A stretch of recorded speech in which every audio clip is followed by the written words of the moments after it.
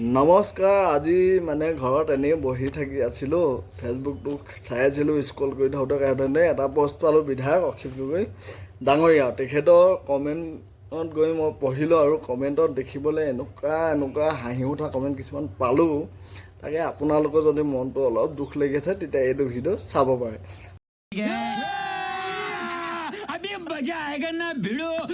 এইটো তেওঁ এটা পোষ্ট দিছিলে, ৰংঘৰত সেৱা লৈ নতুন অসম গঢ়াৰ সংকল্প ল'লোঁ।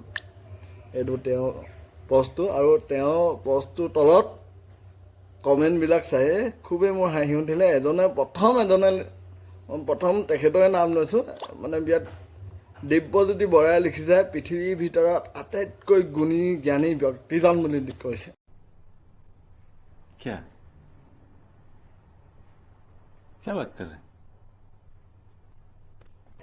তাৰপিছত লিংকন কলিতাই কৈছে, গেদা ভৰা বিধানসভা বিচাৰি। মই গেদা শব্দটো অৰ্থ বুজি নাপাব। আপোনালোকে যদি জানে কমেণ্ট কৰি মোক জনাই দিব। দেৱজিৎ বৰাই কৈছে, নতুন অসম নহয়, মিয়া অসম বোলে, মিয়াৰৰ অসম। আচ্ছা ঠিক আছে। আৰু খুবেই আছে, এজনে কৈছে অসমৰ ধীৰাজ শইকীয়াই কৈছে, অসমৰ আটাইতকৈ ফটুৱা মানুহজন।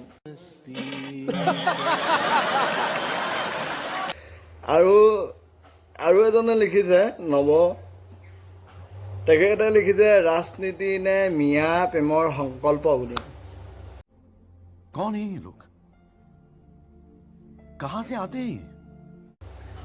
আৰু দীপক দাসেতো কৈয়ে পেলালে, উচ্ছেদ হোৱা ঠাইত গৈ আৰু চুমা খাবলৈ শক্তি বিচাৰি নেকি ডাঙৰীয়া। মানে হৰাই লৈছিলেতো প্ৰস্তুত তেখেতে।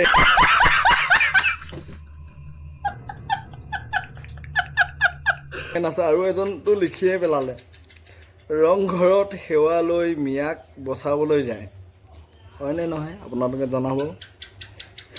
सब क्या देखना पड़ रहा है? अच्छा है मैं अंधा हूँ।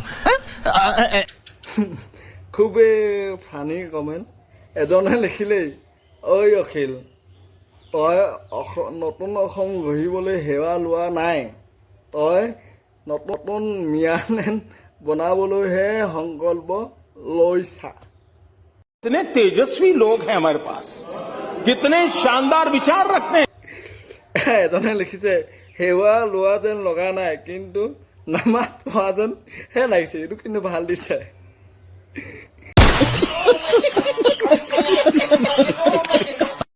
এজনেতো লিখিলে, গিৰিণ চুতীয়া, মিয়ালেণ্ড গঢ়াৰ বাবে যি সংকল্প লৈছে সেয়া কেতিয়াও পূৰণ নহয়। এইটো সত্য কথা। আপুনি যদি মিয়ালেণ্ড গঢ়া পৰিকল্পনা লৈছে, কিন্তু কেতিয়াও আপোনালোকৰ সফল নহয়। ই ঠিকে লিখিছে। ৰাইজে কিন্তু অলপ ধুলে, ঠিকেই ধুনীয়া কমেণ্ট। এতিয়া আপোনালোকে যদি চাব বিচাৰে, তেওঁ ফেচবুক একাউণ্টত গৈ তলত চাব পাৰে। ধন্যবাদ।